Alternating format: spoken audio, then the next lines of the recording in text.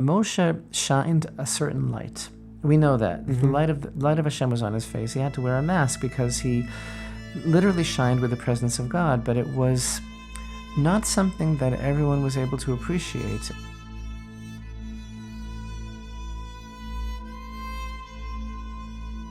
And Korach, his whole thing was that Moshe's light was so great, and it was so beyond Korach's comprehension, that to him it was darkness. Yeah. And so he went down, as it were, into a place of darkness.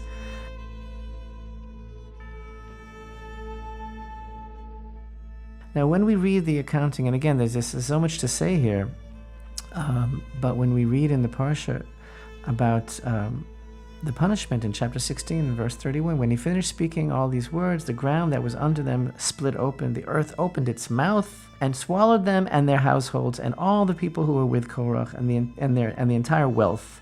They and all that was theirs descended alive to the pit. The earth covered them over, and they were lost from among the congregation.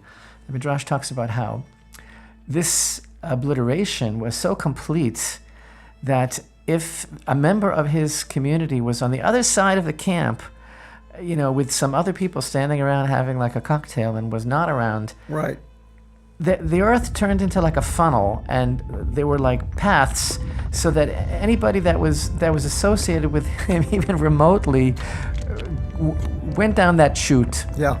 That if a member of their community, their group, right, lent somebody else a needle or a pin or a button, that also went down. Exactly. Right? That their names disappeared from documents and from contracts that say that they were loans or something between people. Their names disappeared. Everything disappeared. Everything was completely swallowed up. Interestingly, Korach had 3 sons. Right. Whose names were Asir, Elkanah, and Aviasaph.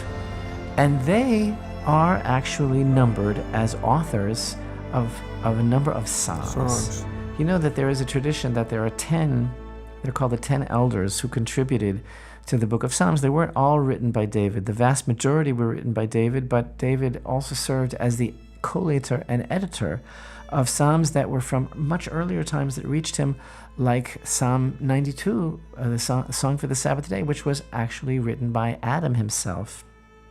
So the sons of Korach, these 3 men, Asir, Elkanah, and Aviasaph, they actually authored the following psalms: 42, 49, 78, 84, 85, and 88. And they're called the psalms of the sons of Korach. So what happened there?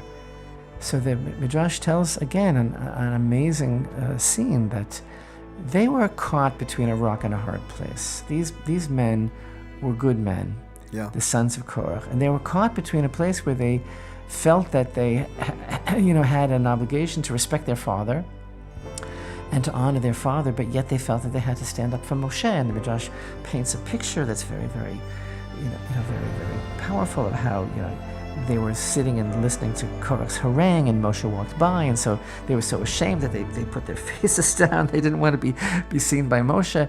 And then when push came to shove and they had to make their decision, they separated themselves from Korach, and they went against him, and they stood up together with Moshe. So this whole question of their going down alive, is actually understood by some scholars as being quite literal, that they are alive down there now. And others interpret it, again, completely as a metaphor. And then there's a whole debate amongst the scholars. Well, do they have a place in the coming world or not? Yeah. Do they have? Are they going to be included in Olam Haba? Because we know that the truly wicked do not have a place in the coming world, right? Olam Haba. So there's a question about that. I'm talking about Korach himself, not these men, not his sons, but those that were with him. So there's a story in the Talmud about a great sage, a particular sage. The sage was walking in the desert, and a Bedouin, that's the word, came over to him and said, "Come, I'll show you the place where Korach and his people were swallowed up." So he takes him to this place in the desert where there are these kind of like craters, small craters in the ground that there's like steam rising from them, right? As if it's like the entrance to hell or something, right? Mm-hmm. He takes a piece of, I'm telling you word for word, basically what this anecdote tells us. It's an amazing story. And again, the stories in the Talmud have tremendous lessons, and they're not all literal at all. And the Bedouin, serving as the sage's guide, takes a piece of cotton, and he soaks it in water, and he puts it on an end of the spear, and he holds it over this hole with the steam coming up, and it dries immediately. Okay, yeah. So it's telling us a tremendously hot place. And then he says, and then the Bedouin says to the scholar, bend down, put your ear to the ground, tell me what you hear. And he hears Korach and his people saying, Moshe is true and his Torah is true, and we are wrong. Right. And the Bedouin says to the sage, every 30 days, the earth turns, and if you're here, like on Rosh Chodesh, right, if you're here on the right day, every 30 days, it turns back to this point, and you can hear them. That's all she wrote, as far as that story is concerned. There are many, many levels of meaning about what the story means, but I want to just go to one place with you, which I think is fascinating, and again, it's just like, in a way, it's immaterial. Whether or not that psychodrama of the men, did he really take 250 men and dress them in a robe of techelet and stand them before Moshe and say, or is it a lesson that we're being told that he was challenging Moshe's authority and undermining his authority? Here too, to me it's immaterial if the story is literal, but what does come to me from the story is a tremendous amount of pathos and irony and a lesson. And that is that Korach is like doing tshuva. Yeah. He's like down there, and he's saying, "Oi, what a mistake I made. Moshe is true, and his Torah is true, and I'm beating my breast. Moshe is true." And guess what? It's too late. Yeah.